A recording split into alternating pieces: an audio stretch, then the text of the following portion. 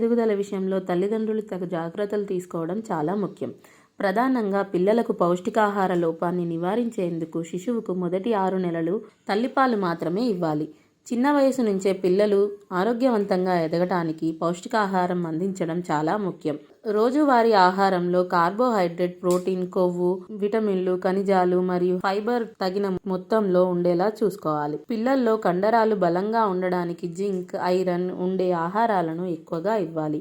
Cauliflower, broccoli, bell pepper మరియు పచ్చని ఆకుకూరలు, కూరగాయలతో పాటు గుమ్మడి విత్తనాలు, గుడ్డు, మాంసాహారం వంటివి పిల్లల ఎదుగుదలకు తోడ్పడతాయి. నారింజ, బత్తాయి, పైనాపిల్, జామ, స్ట్రాబెర్రీ, బొప్పాయి మరియు ఇతర రకాల పండ్లను ఇస్తుండాలి.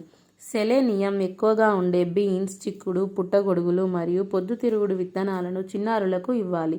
యాంటీ ఆక్సిడెంట్స్, విటమిన్ ఇ ఎక్కువగా ఉండే ఆహారాలను పిల్లలకు ఇవ్వడం ద్వారా వారి నరాల వ్యవస్థ బలోపేతం అవడమే కాక వ్యాధి నిరోధక శక్తి కూడా పెరుగుతుంది.